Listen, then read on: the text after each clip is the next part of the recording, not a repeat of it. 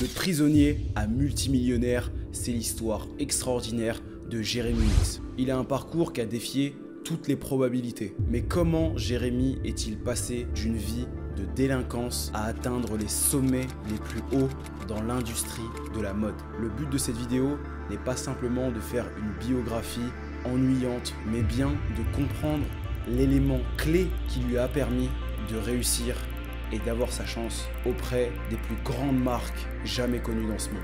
Jérémy est né le 7 février 1984 à Stockton. C'est une ville située en Californie, principalement connue pour ses très fortes activités criminelles.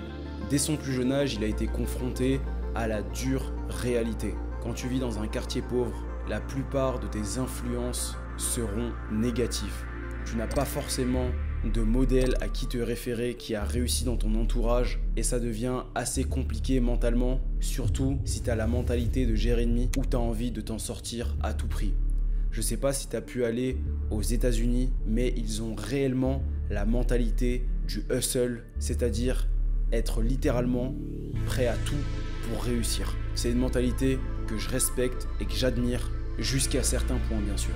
Du coup, manquant de moyens, il n'a pas d'autre choix que de se tourner vers un gang pour avoir des activités illégales. Dans son adolescence, il s'est retrouvé impliqué dans pas mal d'activités illégales, notamment des vols à main armée. Ces choix, bien qu'ils sont condamnables, sont simplement le reflet de la survie dans son environnement. En 2014, tout bascule. Jérémy se fait arrêter lors d'une perquisition, l'incriminant de multiples infractions ainsi que de possession d'armes qui vont le condamner à 27 mois de prison. Mais ce qui aurait pu marquer un point final à son aventure va prendre une toute autre tournure. C'est totalement l'effet inverse qui va se passer pour lui. Ce qui va se passer, c'est que la police va uploader une photo de lui sur une page Facebook de sorte à montrer qu'il lutte contre la criminalité et cette photo va littéralement devenir virale. Mais on va analyser pourquoi cette photo est devenue virale, que tu tires de la valeur de cette vidéo. Déjà, ce qu'il faut comprendre, c'est que Jérémy a les yeux bleus. Avoir les yeux bleus ou verts est déjà un atout en termes de beauté, qu'on se le cache pas. Quelqu'un qui a les yeux verts ou les yeux bleus est instantanément plus beau. Voilà pourquoi aujourd'hui il existe des chirurgies pour changer la couleur de ses yeux et la plupart des gens tendent vers le bleu ou alors le vert. Personnellement, je n'aime pas du tout parce que c'est pas du tout un bleu ou un vert naturel et ça donne un aspect assez lézard. Mais pour en revenir à Jérémy, il a les yeux bleus. Il a un teint métis qui plaît relativement à toutes les races confondues.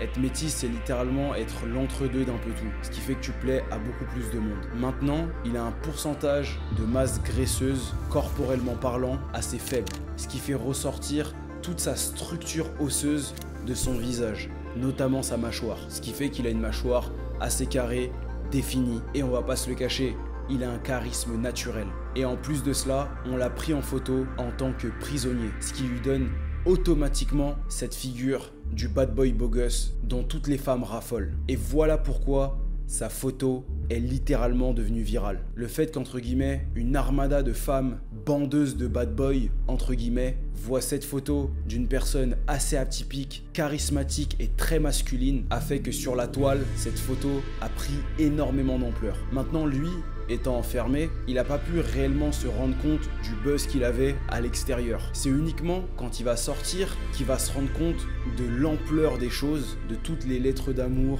envoyées par des meufs, ces réseaux sociaux qui ont simplement blow up, les invitations sur des plateaux télé, les agences de mannequins, mais bref, je vais y venir plus tard dans cette vidéo. Les médias du monde entier commencent à parler de lui et il est plus défini par les erreurs de son passé et fait complètement table rase sur tout son historique en termes de délinquance. Il aurait littéralement pas pu imaginer ça. Il commence donc à être invité sur pas mal de plateaux télé.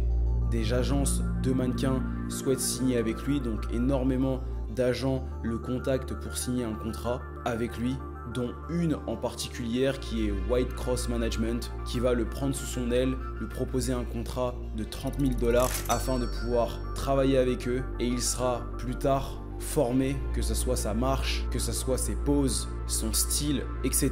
pour ensuite participer à la Fashion Week de Milan. Et ce que nous apprend ce point est qu'il est super important de se former et de travailler sur ses poses et tous les éléments qui vont faire de vous en fait simplement un mannequin pour être ensuite au top. Parce que quand tu défiles pour une marque, tu représentes un certain standard de professionnalisme et tu ne peux pas arriver sans formation. Tu peux très bien le faire tout seul, tu peux très bien le faire avec un concurrent à moi, mais il est super important que tu penses à travailler sur ta personne parce que tu dois assurer un certain professionnalisme. Il apprend donc les codes du mannequinat, les démarches, la posture, l'art de poser et il défile donc pour Philippe Plein, une marque qui est assez extravagante pour le coup. Mais ça s'arrête pas là. Il a littéralement redéfini l'idéal masculin dans l'industrie de la mode. Et toute cette exposition lui a apporté des contrats publicitaires avec des marques telles que Tommy Hilfiger, Dolce & Gabbana, mais pas que, des marques aussi pour des soins et d'autres campagnes publicitaires pour de très grandes marques connues à l'international. Ce qu'on peut apprendre également du mindset qu'a Jérémy, c'est qu'il s'est pas dit « j'ai de la fame, je vais surfer sur cette vague et me laisser porter ». Il a réellement adopté le mindset de la personne qui veut travailler, se perfectionner et utiliser tout ce buzz de sorte à inspirer les gens qui démarrent dans des situations assez compliquées pour transformer cette merde en or et arriver à faire quelque chose de positif. Et c'est littéralement le message qu'il a véhiculé sur tous les réseaux sociaux, notamment sur les plateaux télé. Malgré tout ça, il n'oublie pas ses responsabilités, il a un enfant et il utilise toute cette réussite également pour mettre sa famille à l'abri. Mais qu'est-ce qu'on peut tirer de tout ça? Jérémy a compris dès le début qu'il ne devait pas être quelqu'un qui se laisse aller. Même en prison, même dans la difficulté, il a toujours fait en sorte d'être quelqu'un d'assez beau gosse, d'assez entretenu. Voilà pourquoi je dis que aujourd'hui, c'est le minimum d'avoir un physique athlétique et d'avoir un visage looks maxé à son plein potentiel. C'était l'histoire de Jérémy Mix, le prisonnier devenu millionnaire dans l'industrie du mannequinat. On se retrouve dans une